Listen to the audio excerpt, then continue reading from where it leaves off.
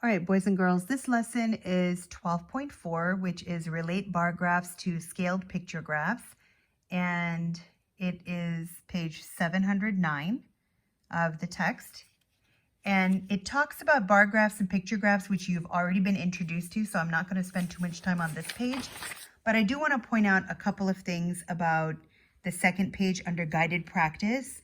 See, if you take a look at this question right here, it talks about converting it from this kind of graph, which is a scaled picture graph or pictograph.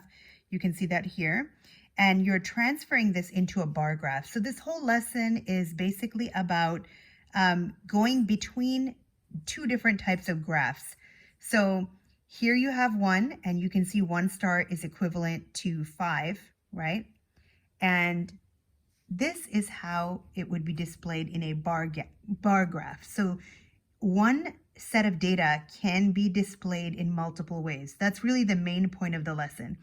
The reason why I really wanted to focus on this particular graph here is bar graphs are often thought of going up and down, but they can also go horizontally like this. It's not just vertical.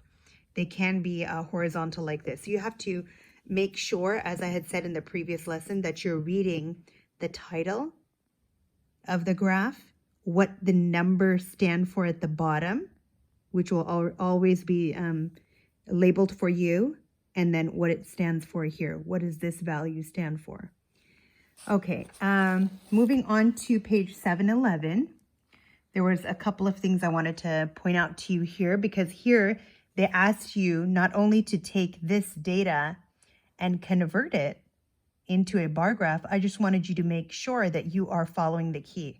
So if it says one of these tenths is equivalent to 2, you have to make sure that you are going to count it the same way. So if Eli here, this is 2, 4.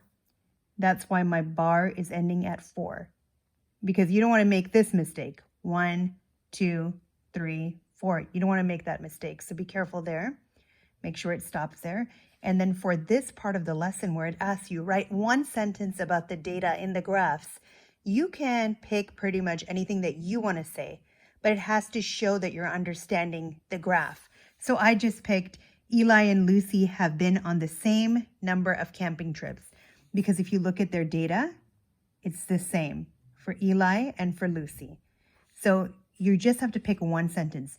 You could say Colin has been on the most trips.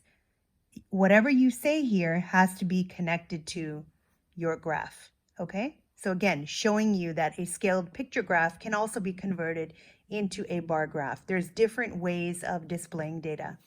Okay, coming down here, you're seeing that you're going from a bar graph to a scaled picture graph. So you're actually going the other direction this time.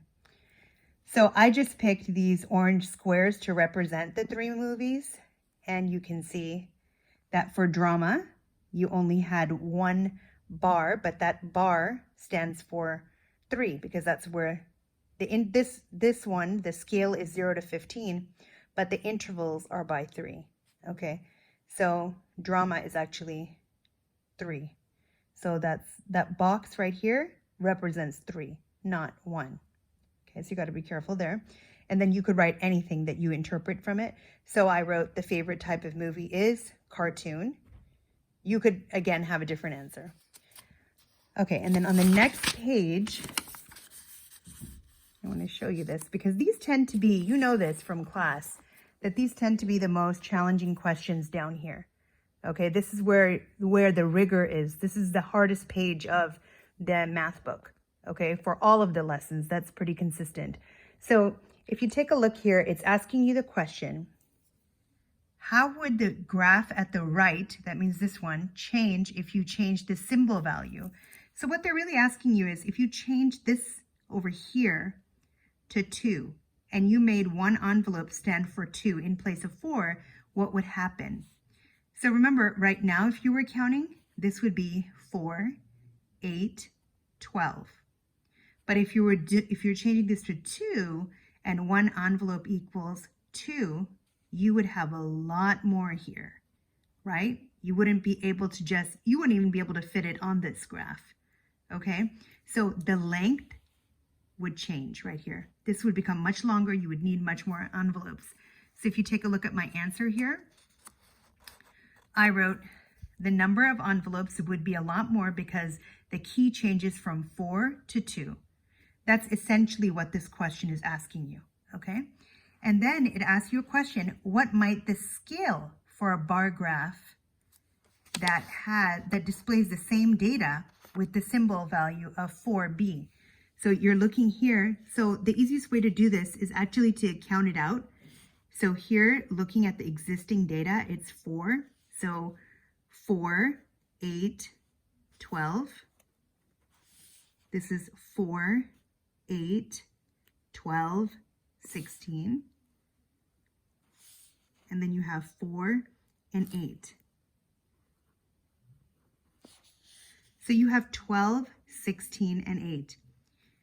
So the one that would make the most sense down here would be a scale of 0 to 16, because your highest number here is 16. You don't really need beyond that.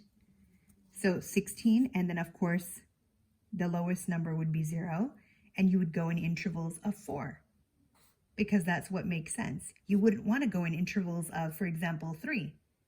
That would make no sense because it would be harder for you to show these even numbers on that type of a graph, a bar graph.